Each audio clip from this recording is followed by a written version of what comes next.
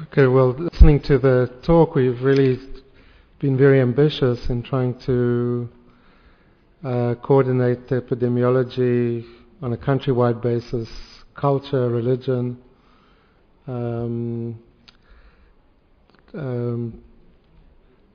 also modern genetics. We were perhaps a little bit too ambitious, and we still need to work on making this more integrative. But I think it's, as I said, it's an interesting study, not just from the science, but from the ability of people from Lebanon, Israel, and the United States to work together. We do better than the politicians, I think. So we still have a long way to go. This is just a really very rough initial presentation. But certainly if there are any questions that people might want to ask of the different speakers, I'd be very happy to try and answer them.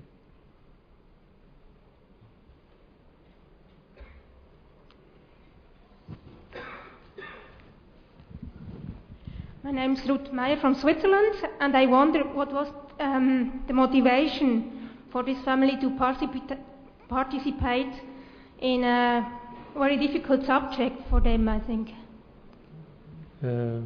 Maybe Mohammed, you would like to answer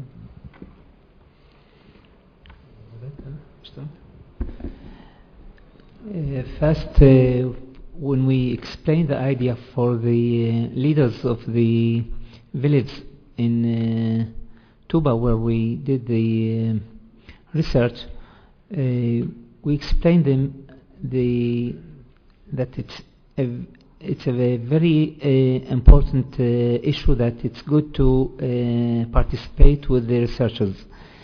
We asked them. There were a lot of also of problems that especially were existed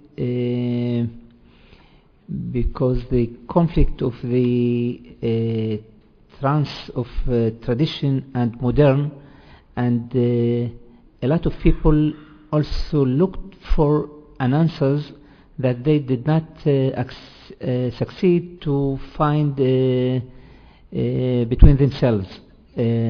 So they suppose that maybe the research or the results of the research could help them one day how to improve a lot of behavior that they used to do till that date.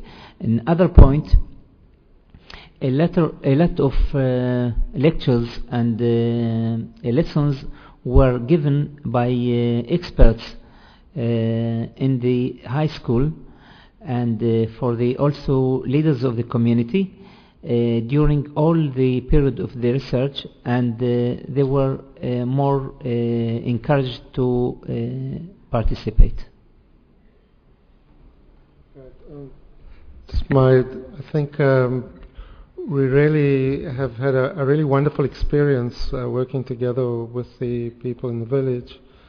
We've tried to make it a two-way process and Sami has actually done a lot of work in the schools with the different projects. It's not, we focused on this one project, but we've broken out into other projects in the school, which we haven't discussed here, including some attempts at a small suicide prevention project. But I think basically the reason that they cooperated with us, that they're very nice and generous people. Bedouin hospitality, I think, is very famous. And I'd like to take the opportunity of your question to thank Mohammed for really taking us in and helping us. And I hope it's been a two-way process, but obviously we've gained much more than, but it's really been a wonderful experience. It's a wonderful project to hear about. I had a question. The title was Early Onset Suicide, but it wasn't quite clear from the data you presented when you showed about the number of completed suicides and the number of attempters, what the actual age distribution of the suicides was. In some ways, the project reminds me a little of the classic study of the Amish, where there were a few very large interrelated pedigrees without a lot of alcohol or stresses of modernity. And in that study, almost all of the suicides were over 40. I mean, they were also concentrated in some of the particular kindred, but it was all adult onset suicide. So what was the age distribution in your group? And also, if you could comment on the relationship to what the patterns of alcohol use are and how much that's a protective factor relative to to more modern westernized societies. The average age for the suicide attempters in this population was 25. So, and it ranges from we had a suicide completion not too long ago at the age of 12, right? So it ranges from 12 to 25, and this is for the suicide attempters. So it is mostly the younger age group, but we haven't looked yet at the familial transmission and within this pedigree in terms of the age of onset of the parents, if they had a suicide attempt, as well as of the offspring. In terms of the phenotype, this is a unique opportunity in this village given the low rates of alcohol and substance abuse, although we believe that there is an underestimate of these rates because of the social taboo on the use of these drugs and the use of alcohol.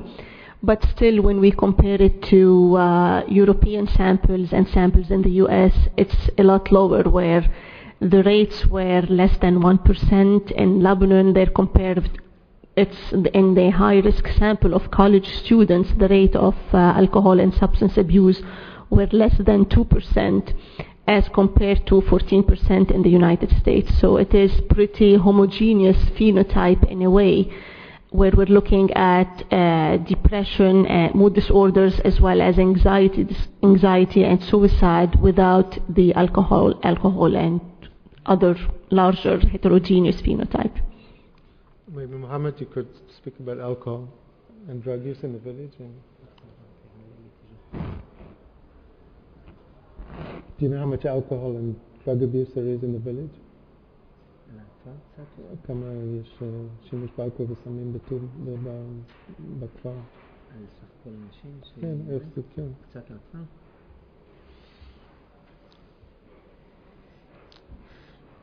אלפים?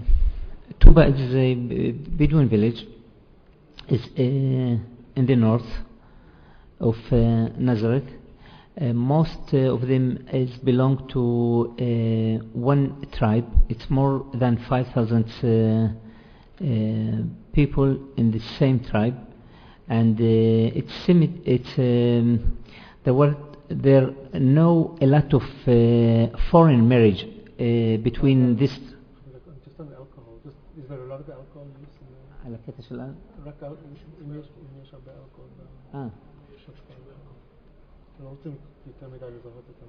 And the alcohol, there's also a conflict between the religion and what the people like to do, but a lot of we can say more than 6% of the young people